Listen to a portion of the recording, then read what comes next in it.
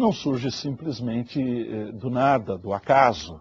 É resultado das habilidades de um pastor em lidar com a ovelha e com os recursos disponíveis também. Ele conhece a ovelha e cuidadosamente se preocupa com elas. Um bom pastor, presbítero, conhece as pessoas. Ele sabe o quão sensíveis elas são.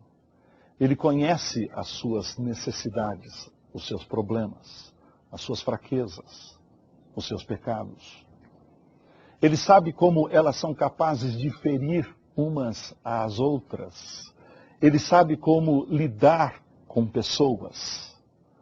Ele sabe que elas só podem ser lideradas com paciência, cuidado, amor. Ele sabe quando confrontá-las e quando ser gentil. Ele conhece as necessidades das pessoas e o que deve ser feito para suprir estas necessidades. Ele sabe como fazer para ter um rebanho saudável e comprometido com a direção. E quando ele não sabe o que fazer, ele busca rapidamente orientar-se novamente. Ele ama aprender. Ele ama encontrar melhores meios de ser um mais eficiente pastor. Ele usa os métodos com sabedoria para lidar de forma mais adequada com o rebanho. Ele ama as suas ovelhas. O presbítero que governa bem deve ser digno de honra. Ele merece ser reconhecido por sua igreja, pelas suas habilidades de liderança, pela sua capacidade de administrar bem, suas habilidades de servir melhor. Um trabalho duro, portanto. Não somente habilidades de liderança e administração, como também um trabalho extremamente árduo. O apacentamento é um trabalho duro e frequentemente não é confortável. As ovelhas não tiram férias de comer e de beber. Nem mesmo os predadores sossegam na sua sanha destruidora. Observe como Jacó descreveu a sua vida como um pastor. De maneira que eu andava de dia consumido pelo calor, de noite pela geada, e o meu sono me fugia dos olhos. Está registrado lá no livro do Gênesis, no capítulo de número 31, verso de número 40. Porque o pastor tem que trabalhar duro, o pastor que busca agradar os seus próprios interesses, de acordo com a palavra de Deus, é um mau pastor, conforme escreve o profeta Ezequiel no capítulo 34, verso 2 e 8. Um pastor egocêntrico e preguiçoso é uma desgraça e um perigo para o rebanho, conforme nos diz o profeta Naum ou o profeta Zacarias. Pastorear o rebanho de Deus requer uma vida de devotado trabalho. É por isso que Paulo exorta enfaticamente aos crentes a que honrem e amem aqueles que trabalham de forma dura e cuidam do rebanho.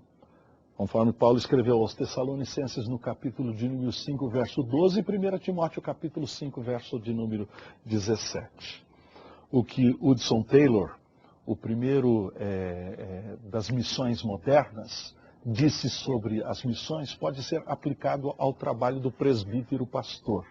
Ele disse o seguinte: o trabalho de um missionário é de fato um trabalho, muitas vezes monótono, aparentemente não muito bem sucedido, e carregado de grandes, variadas e incessantes dificuldades. Quanto ao presbiterato, é visto como uma posição de status por alguns, quando é uma posição num conselho de diretores da igreja, haverá muito candidato. Mas quando for visto como um trabalho pastoral, com grandes exigências, poucos se apresentarão correndo como candidatos. O presbiterato bíblico não pode existir numa atmosfera de uma religiosidade nominal, Não haverá presbiterato bíblico numa igreja onde não haja um cristianismo bíblico. A indiferença espiritual é uma das mais trágicas razões para que não se estabeleça um presbiterato bíblico. O presbiterato bíblico requer homens que sejam firmemente comprometidos com os princípios do discipulado do Senhor. Não é sem razão que muitos de nossas igrejas preferem pagar para alguém fazer o trabalho árduo do presbítero pastor.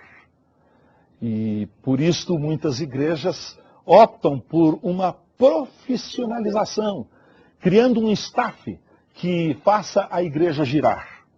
O fato é que o mais significativo ministério da igreja é realizado não por alguém na cúpula paga de uma hierarquia religiosa, mas por um colégio dedicado de presbíteros, que pastoreiam a igreja de Deus, mesmo em grande sacrifício pessoal.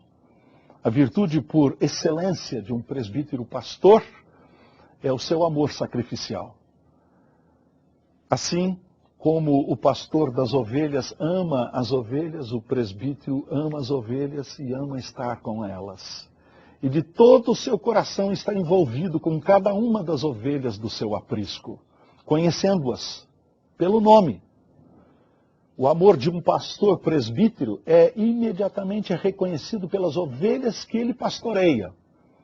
Todo cuidado, todo o trabalho, toda a sua atenciosa vigilância, todas as suas habilidades, toda a sua preocupação, todo o seu alto sacrifício nascem e florescem do seu amor. Ele ama aquele que deu a vida pelas suas ovelhas. Ele ama o seu trabalho como pastor presbítero e ele ama o seu papel como pastor. O amor pastoral foi dramaticamente demonstrado na vida de Paulo.